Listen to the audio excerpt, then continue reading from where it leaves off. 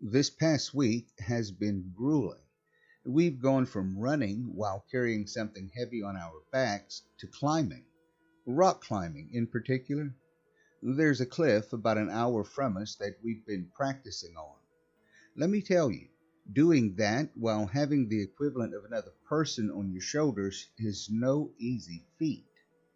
I hope all this training will be worth it. Now, back to where I left off on my last post with us on the boat. A giant ass sea monster was hurtling towards us, which didn't exactly put me in the best state of mind. Is that a fucking Kraken? I asked, bewildered. Who cares? Nick replied. We need to get the hell away from it. And Carl went to the cabin door during our brief conversation and yanked it open. Get inside, quick, he shouted. We practically dove inside as the creature slammed into the ship, causing it to violently rock back and forth. Luckily, it remained upright. The last thing we saw before the door shut were tentacles snatching some crew members and dragging them into the ocean. The ship was pretty large, so we weren't sure where to look, but we knew we had to find it fast. As we were racing through the corridors, we heard yelling and recognized it as coming from Eric. We were already plenty freaked out by the whole situation. We knew that whatever we were heading towards was far more dangerous than the sea devil currently assaulting the ship. It's hard to explain the feeling other than that there was strong pressure. Yeah, that there was strong pressure in the air. I don't mean literally. A kind of, it was the kind an adventurer feels when they're going into a cave that they know has a sleeping dragon in it. This tension only amplified the closer we got. At last, we reached the door that at first we thought must be the freezer. We quickly realized that that didn't make sense since we were nowhere near the kitchen. On top of that, this felt far colder than any walk-in freezer needed to be. Even with my body armor on, I couldn't help but let out an involuntary shiver. Can you see inside? I asked Carl, who was nearest to it. No, the window's frosted over. Can you make out what Arif is saying? I think something about sleeping? Not seeing an alternative, we pulled the door open. A wave of cold steam hit us as we entered. When it cleared, we saw Arif with his back to us. He was trying to operate a control panel that was connected by thick metal tubes to a large rectangular metal tank. At its topmost center was a circular window, which was also covered in frost. Realizing we were there, Arif spun around to face us. His demeanor of calm, orderly professionalism was replaced with one of sheer terror. He also recognized us. We stood in silence for a brief period until he spoke. Did you do this? How could we? Carl replied. Arif glanced back at the tank. He should be asleep. No, he is sleeping, so why is this happening? The ship rocked as it was slammed into again. Arif was able to stay on his feet by holding onto the control panel. We didn't have anything to grab and therefore tumbled to the floor. We looked at the tank, realizing several of the tubes were now disconnected. Arif's face was pale. Who's in there? I asked, unsure if I really wanted to know. Arif ignored my question and began working at the control panel. What are you doing? Nick inquired of him. It's a failsafe. Hopefully it's enough to wipe this bastard out or at least put him down for a bit. It took us a moment to figure out what he meant. Wait a sec, I said, feeling my palms get clammy. Are you seriously going to blow up this ship? I am. But we're still here. Then I suggest you find a lifeboat and... The tank flew open, filling the room with steam. Now, there was little visibility. However, I could still make out some things. in particular, two silhouettes. One belonged to Aerith, and the other to someone far taller. He could only let out a gasp before what happened next. The steam cleared just enough for me to see him suddenly get impaled. Three prongs poked out of his back as he let out his dying gasp and was quickly flung aside. Now the room was clear enough again. The person before me caused my neck hairs to stand on end. "Guys?" I asked in a low voice, as Nick and Carl were collecting themselves from the fall. "What?" Carl responded, shaking his head to get rid of his fatigue. "Do either of you happen to know any Greek?" He and Nick seemed confused until they too looked at the man. That intense pressure I mentioned earlier in this post was now amplified. It was obvious the person before us was not human. What we weren't expecting was for him to be a god. Before us was none other than Poseidon, Greek god of the sea. Despite his ancient appearance, he had a strong, muscular build. I've seen depictions of him. Some show him having legs, while others show him looking akin to a mermaid. In reality, he did have legs, but they were covered in blue scales. His sheer presence alone was frightening enough. What added to this was his blood-covered trident that gleamed under the light. Steam rose from it due to the room's coldness. He pointed it at me. "Why have you people done this to me?" he demanded to know. I was temporarily caught off guard by the fact he apparently knew English. "You know our language?" "We gods know all tongues. Now, answer my question." I explained that we didn't know and that we didn't have anything to do with it.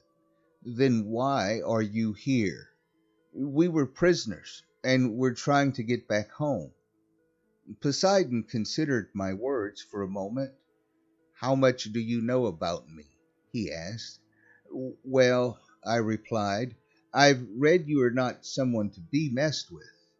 "Correct, but I'm not unreasonable. I will be sinking this ship. However, I'll give you three some time to escape." We brightened up at that.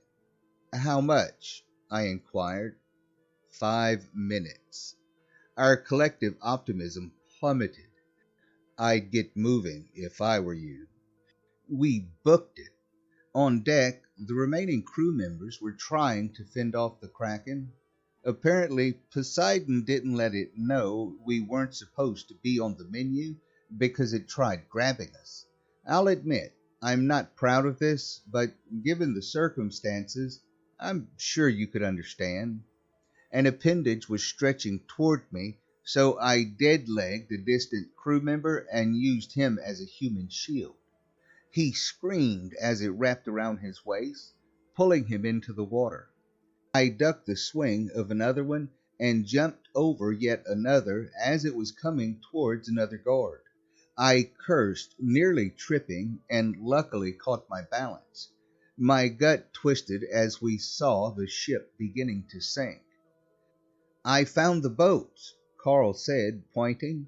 We evaded more of the arms. One came towards Nick, who knee-slid under it. That was impressive, and I think he was able to, thanks to the deck's slipperiness. Carl slashed at one in front of him, making it pull back. "Halt!" a crew member commanded of us, drawing his gun as we reached the boats. He was immediately snatched by the Kraken. Some of the lifeboats were missing, which told us some people had already abandoned ship. We got in the remaining one just as the ship was about to give.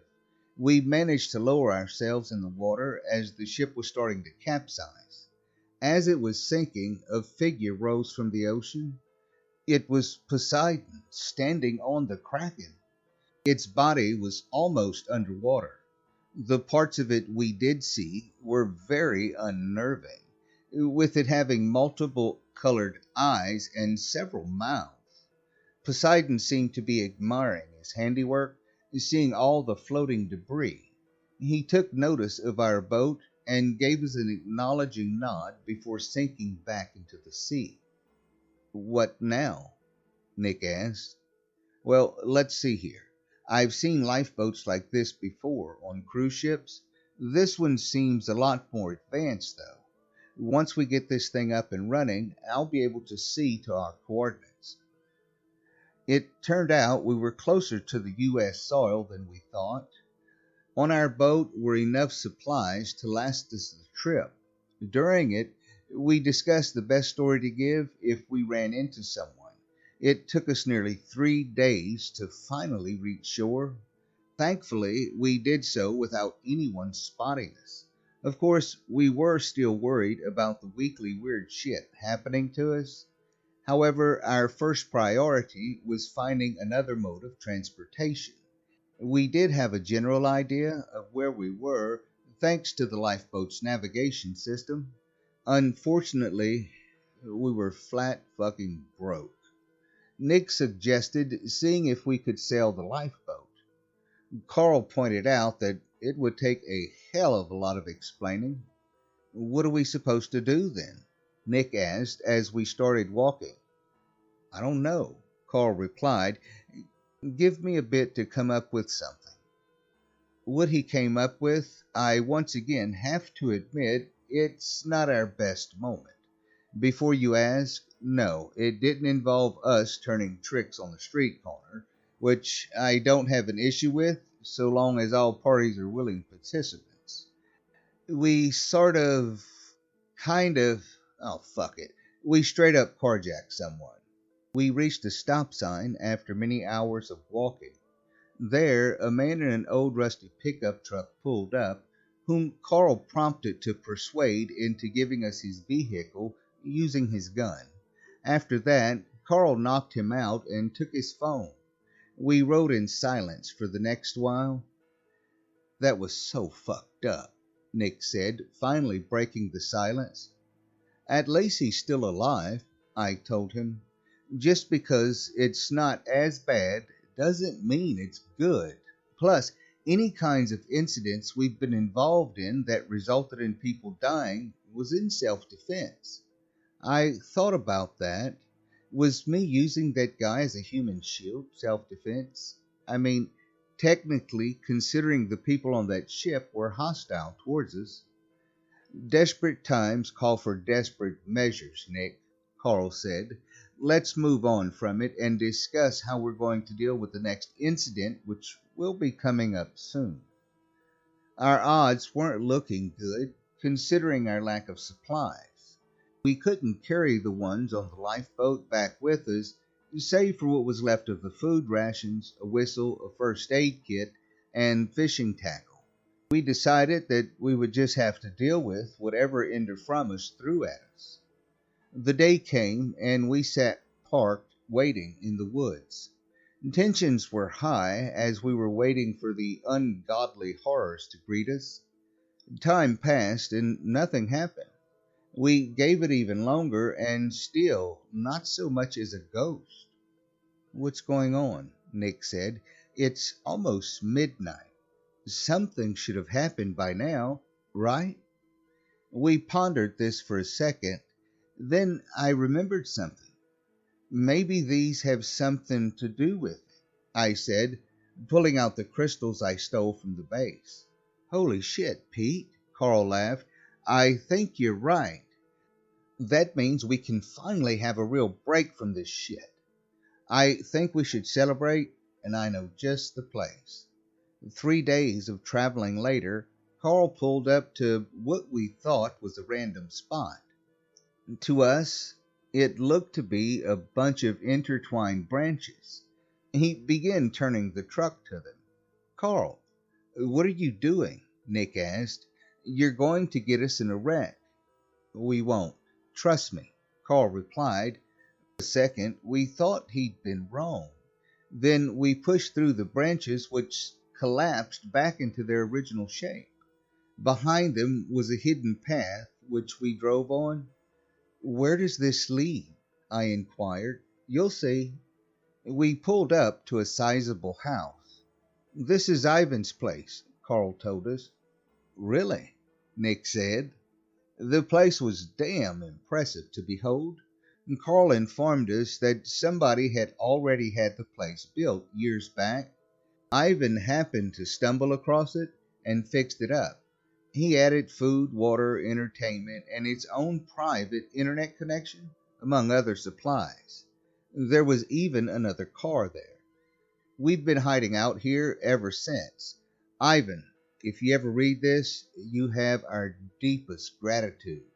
This will be my last post as far as the road goes.